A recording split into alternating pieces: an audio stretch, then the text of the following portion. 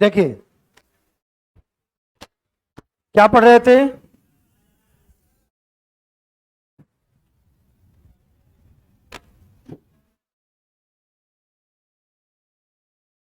आवाज ठीक है? ज्यादा ही है आवाज। हाँ इसका वॉल्यूम अब ठीक है? अभी भी ज्यादा है? ठीक है अब? बहुत ज्यादा है? ठीक है? ठीक है? और कम करें? ठीक है अब? देखिए हम लोग सब्जेक्ट वर्ब एंड पढ़ रहे थे ना। कितना रूल हुआ? 14 रूल तक हुआ था। लास्ट वाला रूल बोलिए क्या पढ़े थे?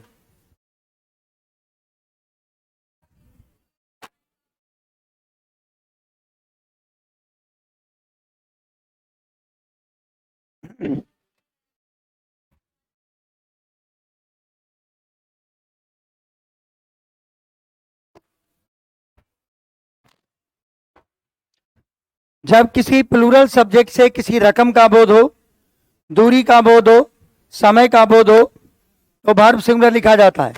परंतु जब उसी सब्जेक्ट से बीते हुए समय, तय की गई दूरी, खर्च किए गए रकम का बोध हो तो वर्ब प्लूरल होता है। ठीक ना? तो चलिए 14 के बाद हम लोग लिखते हैं रूल नंबर 15 की बात करते हैं। 15 नंबर रूल देखिए।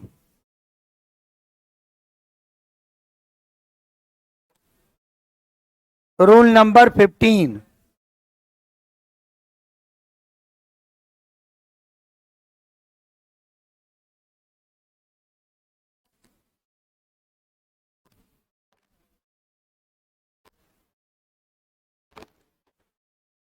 कल क्या कर रहा है? 13 नंबर तक ही हुआ था। कल का डिस्टर्ब हो गया था क्लास। कल का वीडियो नहीं चल रहा है, रुक गया था। अच्छा ठीक है, कोई बात नहीं। अभी यहाँ से लिखे रूल, यहाँ से लिखे एक रूल जो है उसको समझा देंगे हम आपको।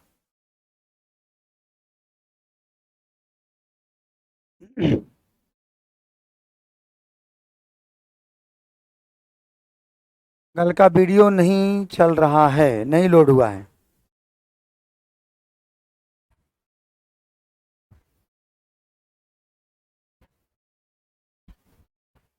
ठीक है ठीक है ठीक है, आगे आज वाला देखिए, उसके बाद हम उसको वीडियो को देखते हैं। देखिएगा, देखिए जब किसी सेंटेंस का सब्जेक्ट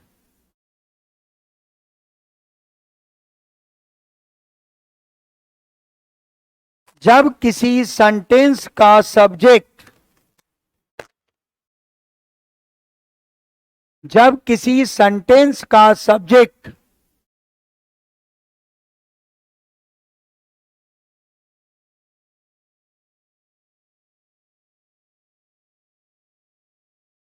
देयर हो तो जब किसी सेंटेंस का सब्जेक्ट देयर हो तो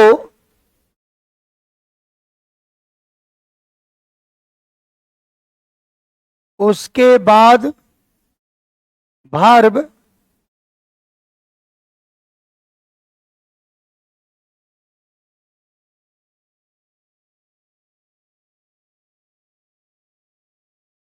बाद वाले नाउन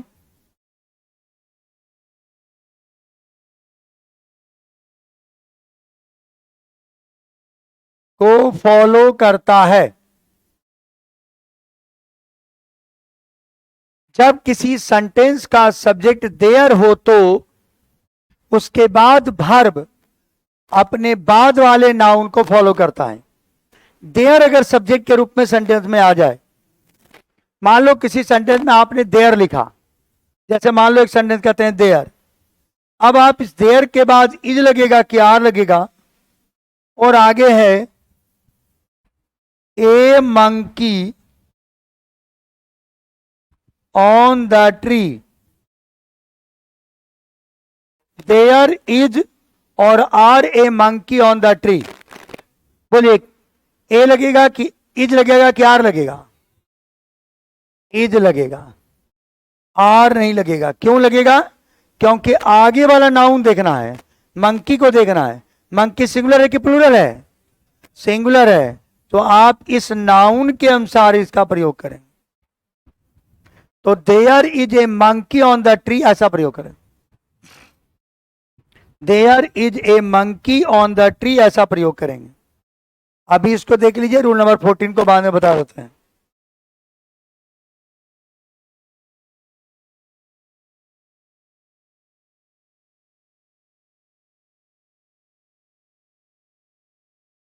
अब जैसे मान लो इसी में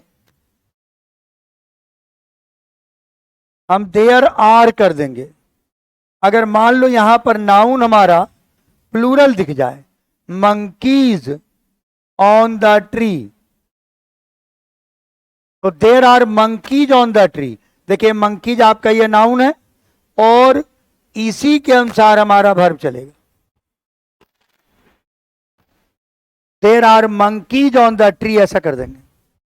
तो मंकीज हमारा नाउन हो गया, उसके पहले हमारा आर हो गया।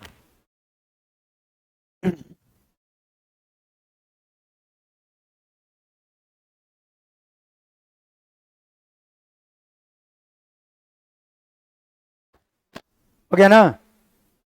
आगे देखिए,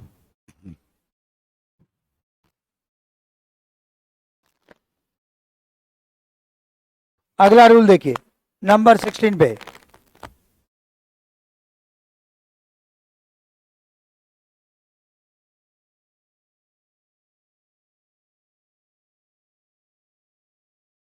जब किसी सेंटेंस में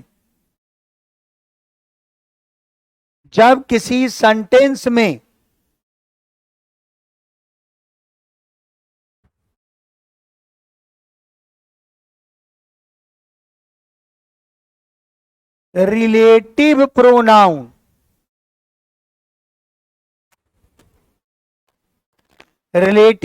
जैसे हु, विच, दैट, ये रिलेटिव प्रोनाउन है। जब किसी सेंटेंस में रिलेटिव प्रोनाउन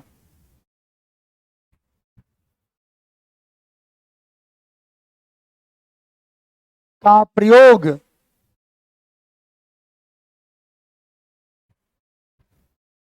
सब्जेक्ट के स्थान पर हो तो वर्ब उस रिलेटिव प्रोनाउन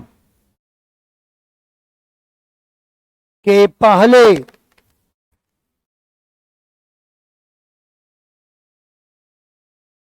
आने वाले नाउन या प्रोनाउन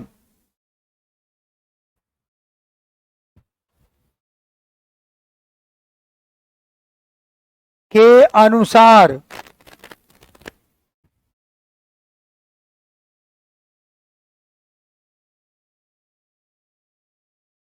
लिखा जाता है। जब किसी सेंटेंस में relative pronoun who, which, that का प्रयोग सब्जेक्ट के स्थान पे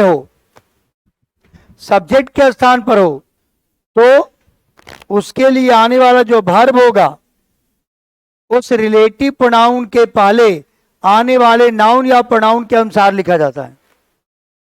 यानी रिलेटिव प्रोनाउन अगर सब्जेक्ट की तरह काम करे तो, जैसे मान लो एक सेंटेंस है, देखना, the boy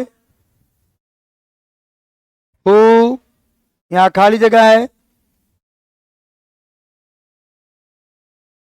standing out is my friend. अब इसमें अगर आपको दो option they they, is or are, तो बोलिए कौन सा ऑप्शन होगा? इज होगा कि आर होगा? अब हु के बाद आपको वर्ब लिखना है, तो आपको देखना क्या है, हु के पहले कैसा नाउन आया है, कैसा आया है, सिंगुलर ना, तो क्या लगेगा, इज लगेगा, तो हु इज कह देंगे यहां।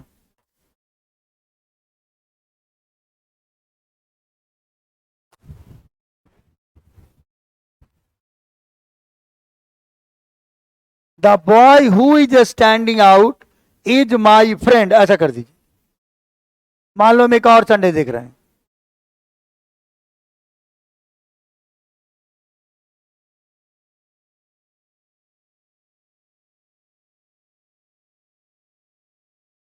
देखिए सेंटेंस है द बुक्स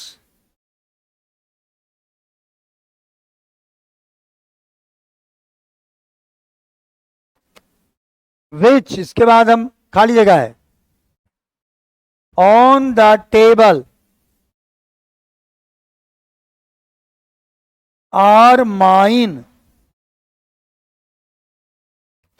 अब जरा देखो, हम आपसे पूछते हैं कि ईज होगा कि आर होगा, आर होगा, क्योंकि विच के पहले वाला नाउन देखना है हमको, तो विच के पहले प्लूरल है, इससे हमारा वर्ब क्या हो जाएगा यहां पर, आर हो गया। तो the books which are on the table are mine, ऐसा लगेगा, the books which are on the table are mine, ऐसा प्रयोग करेंगे। कहते किताबें जो टेबल पर हैं मेरी हैं। इस तरीके से जब कोई रिलेटिव प्रोनाउन किसी सेंटेंस में आपको दिखे तो वह रिलेटिव प्रोनाउन हमेशा दिखेगा कि उसके पहले कौन आया है। अगर सिंगुलर आया है तो वर्ब सिंगुलर, और प्लूरल आया है तो वर्ब प्लूरल, इसको याद रखना। हालांकि ये हमने प्रोनाउन में भी आपको पढ़ाया है, प्रोनाउन पढ़े थे ना आप, प्रोनाउन में मैंने आपको पढ़ाया है ये। नेक्स्ट रूल नंबर कितना है, 17। लिखिए वन बॉडी, ये भी प्रोनाउन में पढ़े हुए हैं आप, वन बॉडी और थिंग से बनने वाले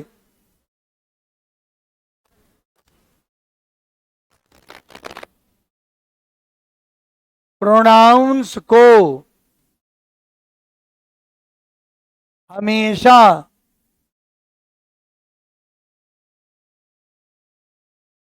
सिंगुलर की तरह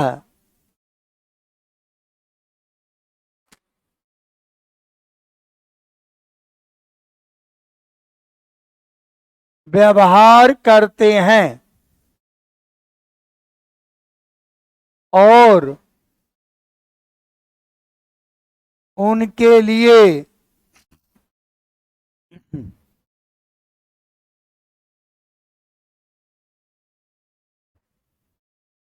सिंगुलर वर्ब का प्रयोग करते हैं। वन बॉडी और थिंग से बनने वाले प्रोनाउंस को हमेशा सिंगुलर की तरह व्यवहार करते हैं, हमेशा इसके लिए सिंगुलर प्रयोग करेंगे आप। ये प्रोनाउन सिंगुलर है, बनने वाले प्रोनाउंस हमेशा सिंगुलर की तरह व्यवहार करते हैं, प्रोनाउन को हमेशा सिंगुलर की तरह व्यवहार करते हैं और उनके लिए सिंगुलर वर्ब का प्रयोग भी करेंगे। वो सिंगुलर है इसलिए वर्ब भी सिंगुलर आएगा। वन बॉडी और थिंग से बनने वाले, जैसे मान लो सेंटेंस दिया हुआ है समवन हैज, और यहां लिखा हुआ है हैव, और उसके बाद आपको लिखा हुआ है स्टोलन, और उसके बाद माई, और उसके बाद पेन। तो someone has stolen my pen, क्या कीजिएगा, हैज कीजिएगा कि हैव कीजिएगा, हैज कीजिएगा, है ना। क्यों हैज कीजिएगा, क्योंकि इनके लिए आने वाला वर्ब क्या हो जाएगा, सिंगुलर, ये प्लूरल नहीं लगेगा। तो someone has stolen my pen ऐसा कीजिएगा, समवन हैव नहीं कीजिएगा, someone has stolen my pen होगा, क्योंकि वन और बॉडी से बनने वाला प्रोनाउन सब क्या होगा, सिंगुलर। मान लो एक सेंटेंस दिया हुआ है एवरीथिंग हैज और हैव, एवरीथिंग हैज और हैव इट्स इंपॉर्टेंस, प्रत्येक चीजों का अपना महत्व होता है। एवरीथिंग हैज और हैव इज इंपॉर्टेंस, क्या कहिएगा, हैज की हैव, हैज कीजिएगा, तो एवरीथिंग के साथ हैज का प्रयोग होगा, सिंगुलर का प्रयोग होगा, प्लूरल का प्रयोग आप नहीं करेंगे। तो everything has its own importance, ऐसा कहना पड़ेगा आपको। आई बात समझ में, कोई दिक्कत है? नहीं है।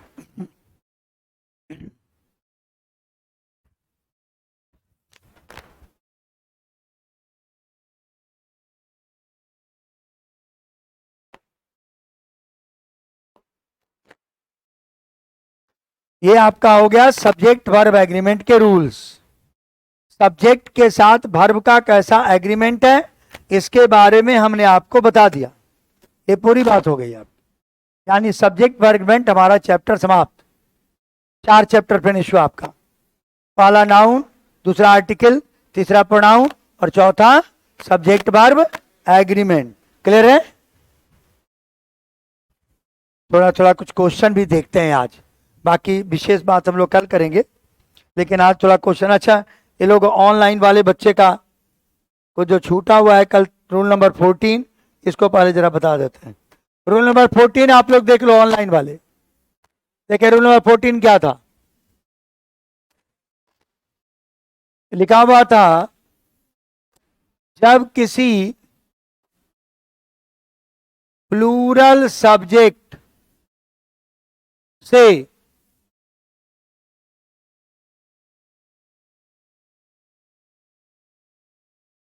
एक अमाउंट,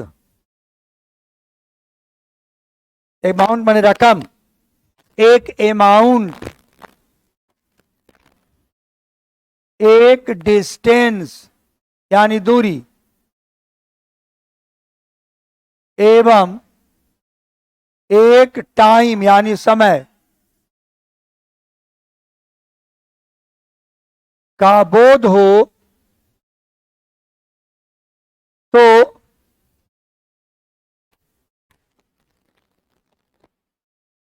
वर्ब सिंगुलर होता है, परंतु जब उसी सब्जेक्ट से, जब उसी सब्जेक्ट से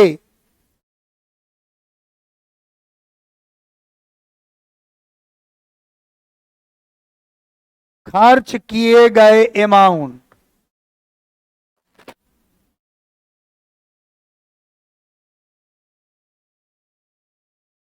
तय की गई दूरी एवं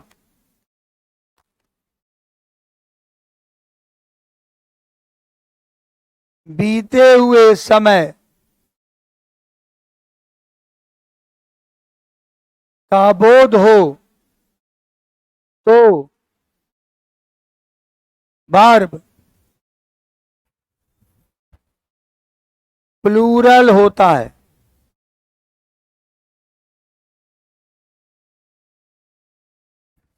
यही मैंने लिखा था आपको,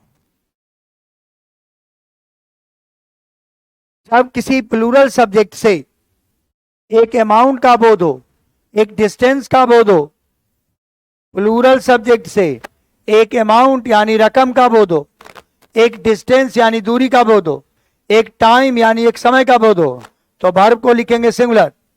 लेकिन अगर उसी सब्जेक्ट से खर्च किए गए अमाउंट का बोध हो, तय की गई दूरी का बोध हो और बीते हुए समय का बोध हो, तो वर्ब हमारा सिंगुलर प्लूरल हो जाता है।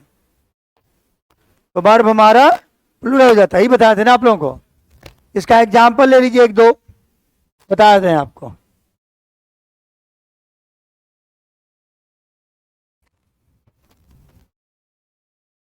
देखिए एग्जाम्पल लिखते हैं।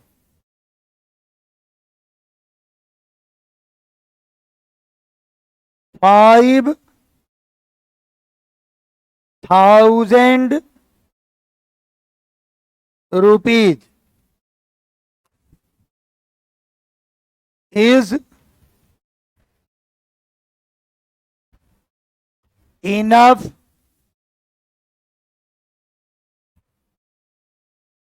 for this work. 5,000 रुपए इस काम के लिए काफी है. 5,000 rupees is enough for this work. अभी सेंटेंस में देखिए, हमने इज का प्रयोग किया. क्यों किया इज का प्रयोग? क्योंकि 5,000 रुपया खर्च हुआ है कि अभी नहीं हुआ है? नहीं हुआ है. हमने अनुमान लगाया 5,000 रुपया इस काम के लिए काफी है. मतलब है कि ये एक रकम के रूप में है, पैसा खर्च नहीं हुआ है. तो जब तक रुपया खर्च नहीं हुआ हो तब तक उसे आप मानेंगे सिंगुलर, और खर्च कर देंगे तो क्या मान लेंगे? प्लूरल. जैसे मान लो खर्च कर देते हैं इसको,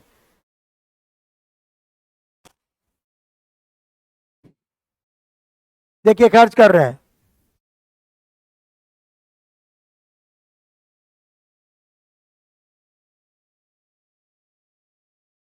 ₹5,000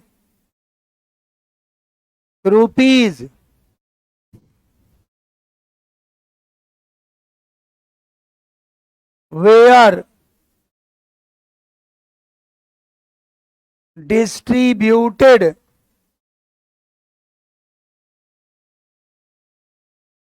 among the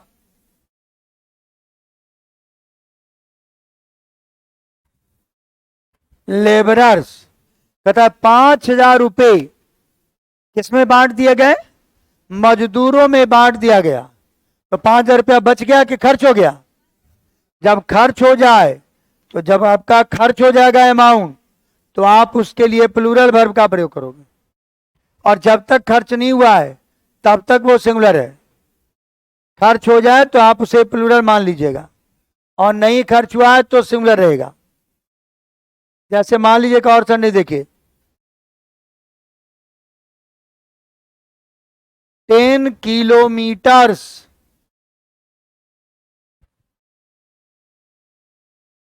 is a long distance to walk. Walk मत होता है पैदल चलना. कहता पैदल चलने के लिए, वॉक करने के लिए 10 किलोमीटर की दूरी एक लंबी दूरी है. हमने अभी पैदल चल लिया, आप के नहीं चले हैं? नहीं चले हैं. जब तक आप नहीं चले हैं तब तक है सिंगुलर. इसे इज का प्रयोग किए हैं क्योंकि हम तो अनुमान लगा रहे हैं कि 10 किलोमीटर की दूरी पैदल चलने के लिए लंबी दूरी है.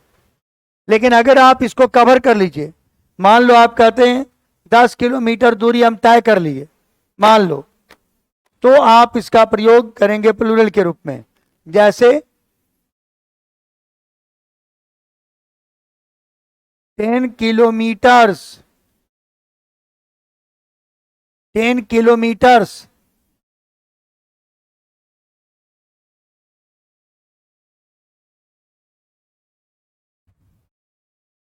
have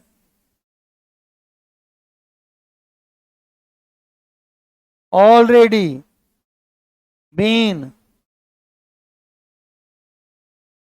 covered. 10 kilometers have already been covered. अतः 10 किलोमीटर की दूरी ऑलरेडी कवर हो चुकी है. तो कवर हो गया ना, चल दिए ना आप. जब आप कवर कर लिए तो हमारा वर्ब हो जाएगा प्लूरल. यही मैंने रूल नंबर 14 में कल बताया था. ठीक है, तो यहां हमारा हो गया सब्जेक्ट वर्ब खत्म. हमको सब्जेक्ट वर्ब में करना क्या है? जब भी कोई सेंटेंस आपको दिखे तो आपको सबसे पहला काम क्या करना है?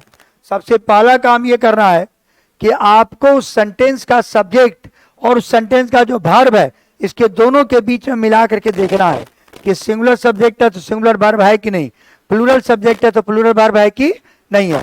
पहला काम किसी भी सेंटेंस में, जब भी एग्जामिनेशन में कोई सेंटेंस आ जाए जिसमें एरर ढूंढना है या कोई फिल इन द ब्लैंक्स करना है, तो सबसे पहला काम यही करना है कि हम उसको देखेंगे कि सब्जेक्ट आपका के अनुसार हमारा वर्ब है कि नहीं है.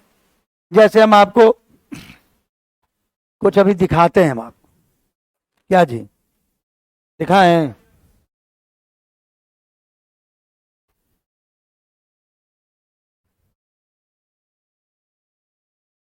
देखो हम कुछ क्वेश्चंस दिखा रहे हैं आपको, बाकी क्वेश्चन का कल हम आपको दे देंगे। इसका थी, देखो इंग्लिश कहीं दिख रहा है?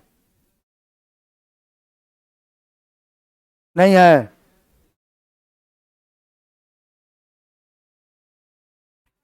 फर्स्ट रो में है, थर्ड वाले में।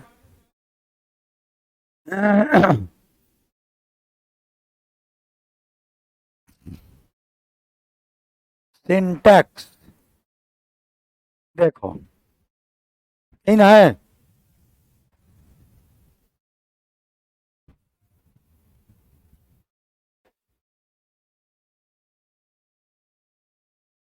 देखिए जरा पहला क्वेश्चन, सब लोग देखिए बोर्ड पर। इन द रूम, ठीक है, देर वाला आ गया, पहला बात अभी अभी पढ़ाया देर का। देयर वाज चेयर्स, हमने क्या कहा? देयर के बाद जो वर्ब लगेगा वो देखना है कि उसके बाद जो नाउन कैसा आया है। तो कैसा नाउन आया है यहाँ? सिंगुलर के प्लूरल आया है? प्लूरल आया है। तो प्लूरल आया है, चेयर्स, टेबल्स, कपबोर्ड्स, तो वाज लगेगा क्या? तो बेयर का प्रयोग होगा। तो हो गया ना बी पार्ट में एरर, हो गया बी पार्ट में एरर। यही आपको देखना है कि सब्जेक्ट के साथ वर्ब कैसे बनेगा। चलिए आगे देखते हैं और देखते हैं। दूसरा देखिए, जहां जहां सब्जेक्ट है वहां वहां वर्ब को देखिएगा। To be effectively it is, it के लिए तो इज लगेगा। चलो यहां ठीक है। Very important for employees to know how various departments in organization function, department हो गया। देखो कैसे हो गया, वर्ब में एस लगाते हैं तो वर्ब क्या बनता है? सिंगुलर। वर्ब में एस लगाते हैं तो वर्ब क्या बनता है? तो ये सिंगुलर वर्ब है। और ये आया किसके लिए है? Various departments. तो सब्जेक्ट कैसा है आपका? प्लूरल। डिपार्टमेंट्स है प्लूरल, और इसके लिए वर्ब कैसा लिखे हैं आप? सिंगुलर। तो गड़बड़ हो गया ना। तो आपको क्या करना चाहिए? एस को हटा दीजिए तो प्लूरल हो जाएगा। एस को हटाने पर वर्ब क्या हो जाता है? प्लूरल। और एस लगाने पर वर्ब क्या हो जाता है? सिंगुलर। इसे आपका डिपार्टमेंट हो गया। फंक्शंस नहीं करेंगे, फंक्शन करेंगे। आ रहा है? क्लियर है? आगे देखो, the captain along with his team. एक रूल लिखा था आपको, जब दो सब्जेक्ट निम्नलिखित कंजंक्शन से जुड़ा हो, उसमें क्या था? As as as well as, together with, along with. अच्छा लिखा थे, देखिए पलटिए उसको, रूल है लिखा हुआ, पलटो रूल को, देखो तो जरा। देखिए छठा, सातवां, आठवां ऐसा रूल होगा। सातवां नंबर है, जब दो सब्जेक्ट निम्नलिखित कंजंक्शन से जुड़े हों, देखो उसमें कंजंक्शन में अलोंग विथ आया है, तो वर्ब किसके अनुसार चलता है? फर्स्ट वाले सब्जेक्ट के अनुसार। फर्स्ट सब्जेक्ट कौन है जी? तो कैप्टन के अनुसार वर्ब चलेगा। तो क्या यहां आर लगेगा? तो क्या लगेगा? एज लगेगा। तो आपका किस पार्ट में एरर हो गया? बी पार्ट में एरर हो गया, आर की जगह एज हो गया। एकदम क्लियर है? चलिए आगे बढ़ते हैं। कॉपी अपने सामने रखिएगा, हम बताएंगे आपको। According to newspaper reports, there is, वहां भी आया देर के साथ इज। अब देखना है कि उसके बाद सिंगुलर आया कि प्लूरल। क्या आया है? यूजर्स। उसके बाद का नाउन कैसा आया? Plural.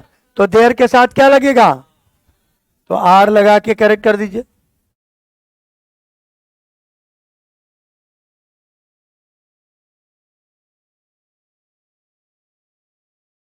I am going two by a computer, यहां तो कोई दिक्कत नहीं है, आई के साथ तो एम ही लगेगा। Going two by a computer, ठीक है। एज द प्राइसेस, यहां देखो प्राइसेस आपका सब्जेक्ट हो गया, प्लूरल है कि सिंगुलर? तो कम्स भी प्लूरल होना चाहिए ना। तो कैसे प्लूरल बनाएंगे? एस को हटा देंगे तो प्लूरल बनेगा। यानी यहां कम्स की जगह पर कम कर दीजिए। तो क्या as the prices come down, as the prices come down, ऐसा करेंगे।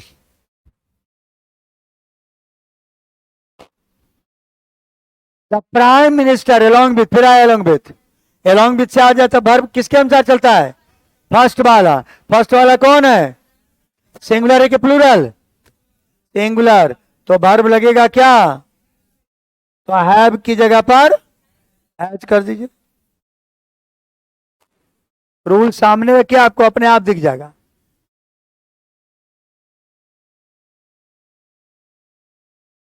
Neither of the two brothers, subject कौन है आपका? नाइदर सिंगुलर है कि प्लूरल? प्रोनाउन में पढ़े थे आइदर, नाइदर, ईच, एवरीवन, सब क्या है? सिंगुलर। तो आइदर क्या, नाइदर क्या है? सिंगुलर, तो वर्ब क्या लगेगा? सिंगुलर। इसे सी पार्ट में एरर है, आर की जगह पर क्या हो जाएगा? एज का प्रयोग होगा। Neither of the two brothers is sure to pass. अच्छा, इसी में एक और भी दे दिया है जी, ये है ही हैव, यहां भी एक और क्वेश्चन है। हैव की जगह पर क्या लगेगा? हैज, क्योंकि ही के लिए क्या लगेगा? हैज। ही आपका सब्जेक्ट है यहां पर, तो ही के लिए क्या लगेगा? हैज। तो नाइदर के लिए इज लगा और ही के लिए हैज लगेगा। सब्जेक्ट पहचानिए और वर्ब को लिख दीजिए, बस इतना ही काम करना। पहचानो इसमें सब्जेक्ट और वर्ब, पहचानो, सबका ध्यान। In India working women, subject आ गया। ये सब्जेक्ट कैसा है? सिंगुलर। ये सब्जेक्ट है सिंगुलर, तो वर्ब कैसा आएगा? तो लीड में एस जोड़ोगे तब ना सिंगुलर बनेगा। जैसे गो में एस जोड़ते हैं तो गो सिंगुलर बनता है, ऐसे लीड में एस जोड़िए, लीड से life of dual responsibilities if they are married. देखो यहां पर दे के साथ आर लिखा है ना, यानी यहां तो सही है। इसे लीड में एस जोड़ दीजिए तो आपका वर्ब हो जाएगा सिंगुलर। आगे देखिए, हम कुछ बता दे रहे हैं आज। पॉवर्टी एंड अनएम्प्लॉयमेंट, कितना सब्जेक्ट एंड से जुड़ा हुआ है? 2 सब्जेक्ट। जब एक से अधिक सब्जेक्ट एंड से जुड़ा हो तो वर्ब क्या हो जाता है? सिंगुलर। तो इज प्लूरल, तो इज की जगह पर क्या लग जाएगा? आर, क्योंकि 2 के बारे में कहा जा रहा है, पॉवर्टी एंड अनएम्प्लॉयमेंट, यानी गरीबी और बेरोजगारी are the two sides of the same coin. ये दोनों एक ही सिक्के के 2 पहलू हैं। गरीबी और बेरोजगारी एक ही सिक्के के 2 पहलू हैं। Certain old customs has, customs plural है ना, तो इसके जब वर्ब भी प्लूरल आएगा ना, तो क्या कीजिएगा? यहां हैव कीजिएगा। एकदम कंफ्यूजन है? क्लियर है? चलो एक और बता रहे हैं, 11 नंबर।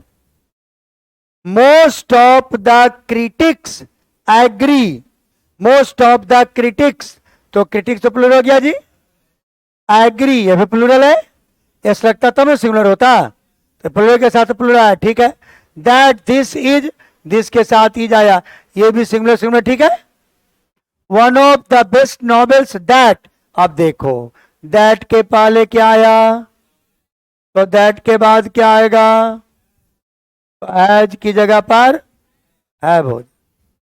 अभी बताएं रिलेटिव प्रोनाउन के पहले आने वाले नाउन के अनुसार वर्ब चलता है, और जो बताया थे हु है, विच है और दैट है। अभी लिखा है सबसे लास्ट वाला, जब से लास्ट के पहले वाला रूल देखो, लास्ट में रूल नंबर कितना था?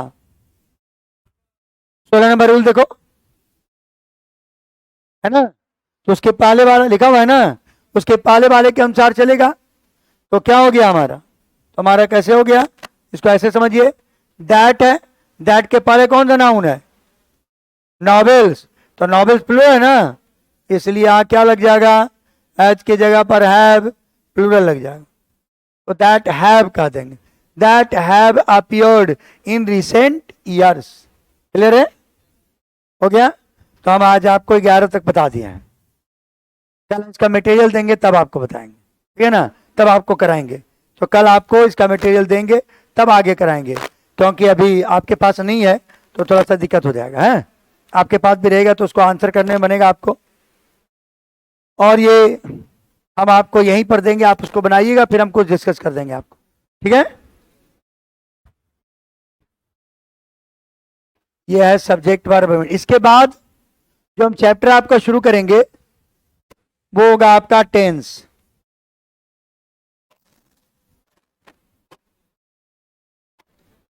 अब सब इंपॉर्टेंट चैप्टर्स आएगा आपको। सब्जेक्ट वर्ब एग्रीमेंट से इंपॉर्टेंट चैप्टर आना शुरू हो गया आपका। सब्जेक्ट वर्ब एग्रीमेंट अभी बताएंगे, टेंस पढ़ेंगे, इसके बाद पढ़ाएंगे वॉइस, पढ़िएगा फिर नरेशन, है ना, फिर उसके बाद पढ़िएगा एडजेक्टिव,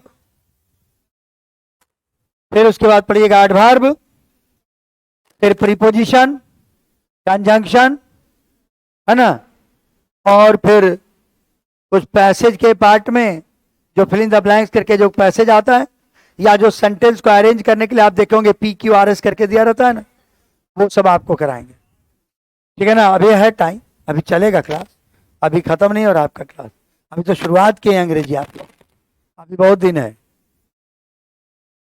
ये दशहरा तक जाएगा तेरा अंग्रेजी का क्लास। ये पूरा महीना, दशहरा कब से है? नवंबर में ना है क्या अक्टूबर में है? अक्टूबर 15 से होगा। कब से? 15 के बाद से होगा। हाँ तो अक्टूबर के बाद भी हो सकता है, चले, अभी है टाइम आपके पास। चलिए ठीक है। नेक्स्ट चैप्टर आज शुरू से नहीं करेंगे क्योंकि पहले इसका PDF आपको दे दें और इसका PDF दे करके इसको पूरा डिस्कशन करा दें, तब आपको नया चैप्टर शुरू करेंगे, नहीं तो आपका हौच-पौच हो जाएगा नया चैप्टर के लिए, है ना। मैं नया चैप्टर आपका ऐसे नहीं होगा।